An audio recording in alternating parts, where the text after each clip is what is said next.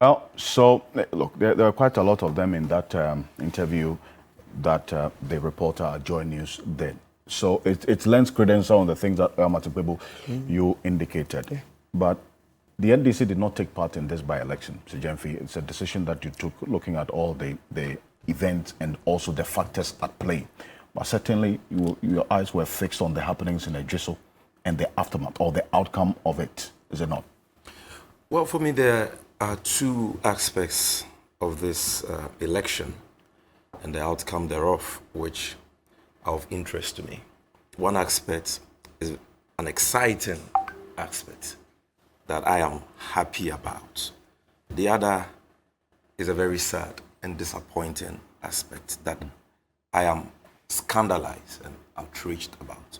Now, on the first aspect, which I say I'm excited about, it has to do with the fact that the work that some of us have done since 2017, when I say some of us, I'm not just talking about politicians like myself in the opposition, but even voices of conscience like senior brother, lawyer Martin Pegbu, your good self, what all of us have done since 2017 seem to be yielding results.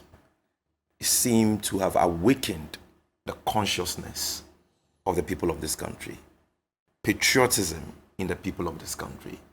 And people are beginning to assess the incumbent MPP, Akufo-Addo Bawumia MPP government, not on the basis of their political affiliations or sympathies, but on the basis of their governance and how that is impacting this country and the future of generations unborn. And so people are defying their political support or affiliation or sympathies for the ruling New Patriotic Party. They are standing by Ghana. They are taking patriotic decisions which they believe to be in their interest and in the interest of their children and their children's children. That, for me, is the exciting part of this election. Because if you look at the verdict clearly, it is a vote of no confidence in the Akufo-Addo Bawumia MPP government. But they won. It is, this clearly is a Pyrrhic victory. I don't consider this victory at all. And I will explain why I say so. But back to what I was saying, it is clearest indication that the MPP are on their way out of office. That, for me, is the positive takeaway from this election. You see, before Ejisu, we had gone to a send-off. And in that send-off election, you realize that the NDC in 2020 had attained 55% of valid vote cast. The MPP, on the other hand, attained 44%. When we went for the by-election, the NDC appreciated from 55% to a little over 57%.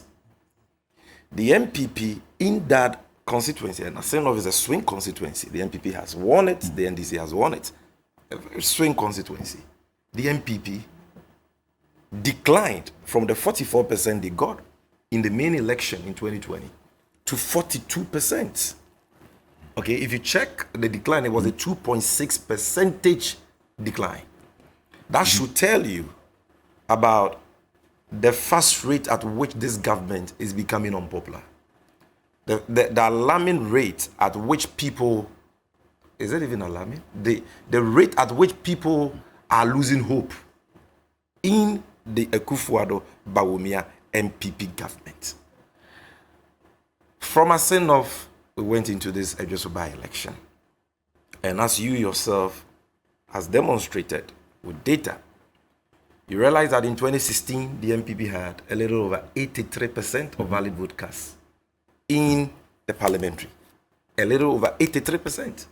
In 2020, they had almost 83%, 82 point something, almost 83%. We go for a by-election which the MPP contested, not with any established political party like the NDC. They contested with an individual, Uswa Duomi. All this gentleman had was his reputation. his proven track record, his integrity, okay, and the service he has rendered the people of Ejisu, over the 3 terms that he served as Member of Parliament. He didn't have the kind of logistics, the kind of resources, and the apparatus that was marshaled by the MPP. Bear in mind that this was not an election for just the MPP. The entire government apparatus was behind the MPP candidates. The national security was there. Ministers of state were there with government vehicles, government logistics. The president of the land, the commander-in-chief of the Ghana Armed Forces was there on the ground. The vice president, who happens to be their flag bearer and leader, was there. And all these people came up against one individual. They branded him as an NDC-sponsored candidate. Because they know that in Ejisu, you see, Ejisu is not just a stronghold of the MPP. It is one of their strongest holds in that stronghold called Ashanti. Ejisu is one of the constituencies that gives the MPP over 50,000, victory margins in general elections. Check the trend. So they know that once you succeed in branding any candidate as NDC, like the Muslims say, it is haram. People will run away. They will flee away from the candidate. So Bawumia himself on the political platform said, a vote for Aduomi is a vote for the NDC. Yes. This is a man who has sacrificed for the MPP. I'm talking about Aduomi. You check his track record right from his days at Urban Rules all the way to the work he did as Member of Parliament and on the committee of rules and all. Go and check his output. Yet, because he was running at independent, they bastardized him, they maligned him, said that he was an NDC-sponsored candidate. Aside that, you saw the money which was distributed, the obscene monetization of the election. And we've seen clips of, not a few minutes ago, we saw clips of that. And aside all the money, despite all the money which they distributed, despite the name calling, the demonization of Aduomi, branding him as an NDC-sponsored candidate and all that, and despite the overnight road projects and promises that were made to the people, the MPP declines from the 83% they got in 2020 to 55, 56%. 55, and listen, we are not talking about nominal votes. So this issue of, the turnout was lower is neither here nor there. If the turnout is low, we expect you to be getting within that percentage. We are talking about percentages here. So if only a few people turn out to vote, we expect to see at least 70, 75%, 80% of those who turn out to vote voting for you, so that we know that, okay, your strength in the constituency is still the same or has even improved. But from 83% to 56%, Master, this is a monumental embarrassment. This is tantamount to defeat. And that is why they can't even celebrate this victory. Okay? But not just that. I've heard some of them say that in by-elections in this country, voter turnouts are always low. It is not true. Go and check the voter turnout for the Asenof by-election. I was in the thick of affairs in Asenof. I managed the NDC's campaign. Voter turnout, as reported by the Electoral Commission, was 74.23%. 74.23% for the Asenof by-election. How come that voter turnout in the Ejisu by-election was 49.1%? They couldn't even hit 50%. Despite the fact that they were distributing money like Kofi Brookman and Nkati. They were distributing money. The people said, we are not interested in your money. We won't participate in the vote. Come and vote and take money. In their own stronghold, people are disinterested because they are disillusioned. People are tired of the economic mismanagement we have witnessed in the last 7 years, which has plunged this country into bankruptcy with its attendant hardships for all of us. They are tired of the corruption. They are tired of the arrogance of power. They are tired of the nepotism. They are tired of the waste they see. And they are sending a clear signal. So I agree with Senior Nanohini too when he says that this is a big statement. It's a statement by the people of this country that, look, we are tired of the misgovernance and we want a change. It is not a product of any internal divisions in the NPP. You can't tell me that all the people who voted for Aduomi are card-bearing members of the NPP and care about the inner workings or the inner internal affairs of the New Patriotic Party. These are protest votes by neutrals, by floating voters, by NDC supporters, and by die-hard NPP members who have seen the light. So for me, that is a positive aspect of the election. Now, lastly, on the negative aspect of the election. Look, we've seen by-elections in this country over and over again, okay? Monetization is not a new phenomenon. I will not make a fuss about it, even though, admittedly, we are seeing that on a level never witnessed in the history of this country. But for me, what was most shocking, what broke me down as a young man, was the level of desperation I saw the NPP display at Ejisu, where they went to the extent, that shameful extent, of distributing narcotic substances, illegal, illicit substances, like marijuana, which can make people mad. Marijuana, which can cause people to suffer from chronic ailments and all that. And you think the police should be interested in this? Exactly. The police should pick this matter up because you're making a statement as was put out there by some of the constituents. No, these are the beneficiaries of the marijuana. Those who were giving the marijuana. Yes, testifying. There's some videos. And eyewitnesses. Exactly. And eyewitnesses. Eyewitness. So the woman who spoke said, I saw it. Yeah. Then the gentleman said, they gave the marijuana to us. Master, you people, how wicked can you be? Because of an election, because of power, I shouldn't do what?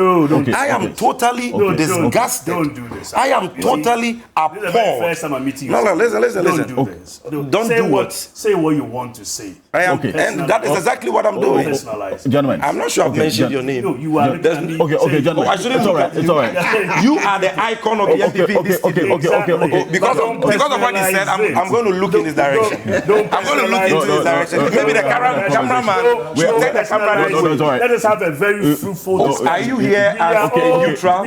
I said let's have a very fruitful. So you don't want me to look at you? We are all against monetization. My brother. Okay. I think I didn't interject you. I didn't interject you. Respectfully. That's fine. I didn't interject you. Sammy Gyamfi, So the point is this.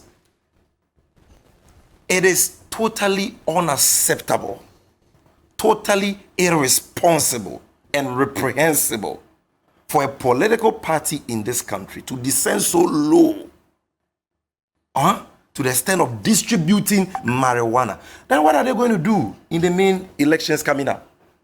Are they going to be importing shiploads of marijuana from Jamaica to be and distribute that to voters? One voter, one rule. One voter, one rule. That's good. What level of desperation is this? And you see, this was being given to the young people. This is your stronghold. You should be genuinely, if, for example, they were distributing, say, hairdryer machines or even food, okay? Or they were not even thinking of distributing food. Weed. It's like they don't care about the future, the health of these young people. That's what I was saying. Would you urge the police to take up was this one matter? of the lowest points for our democracy as a country. And I think that if the law enforcement agencies are serious, Mr. IGP, Mr. Dampare, if you are really serious about combating crime, you should take up this matter, investigate this matter, because people saw those who did the distribution. They know the vehicles they were riding in. It is possible for people to identify those who engage in this shameful act. And to date, you know that the NPP has not issued any statement to condemn it, which clearly means that they endorse it. It means that it was a strategy deployed by them.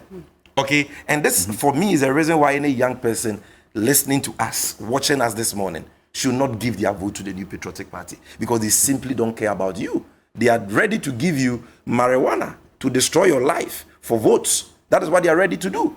And I think that we should go back to the name they were once given, the Narcotics People's Party. There is one. That is how we should be referring to the NPP now. No longer New Patriotic Party, but Narcotics People's Party. So you want the police to investigate this matter? They must investigate this matter. But for me, and lastly, the one of the sad aspects of this election also had to do with a very, I don't want to use certain words because this is about the president. I don't want to say irresponsible, But maybe let me use the word reckless. What are you see, with respect to what exactly? The president mounted a stage and told the people of Ejisu that, look, I am the president.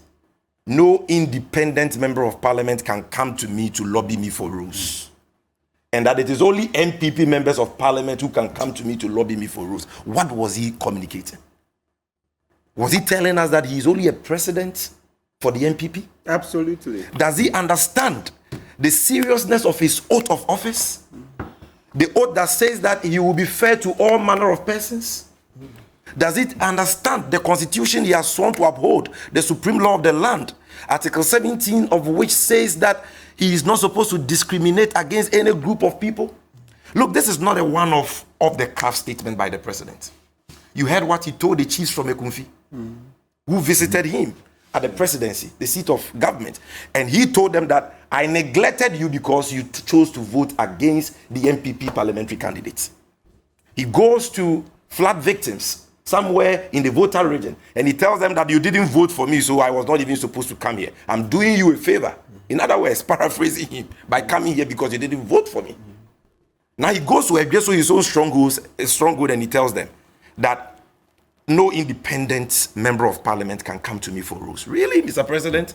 So are you saying that constituents who have elected independent members of parliament, like the constituents in Fomena, they don't pay taxes? You are not their president? Are you just an NPP president? Okay. For me, this is what makes President Akufo-Addo the worst president we have ever had. He shouldn't have even gotten an opportunity to be close to that esteemed, seat, because he doesn't understand what it means to be president. He thinks he's an MPP leader, an MPP, foot soldier. When he speaks, he doesn't speak like a commander-in-chief. He doesn't speak in ways that shows respect for all Ghanaians, irrespective of one's affiliation, one's background. And that, for me, was another low moment. So, look, I'm not going to belabor the point. They can say that this is victory for them and celebrate. They can't say that, you will get what you eat. So, 2024, 7 December is not far. They will see their smoothness level.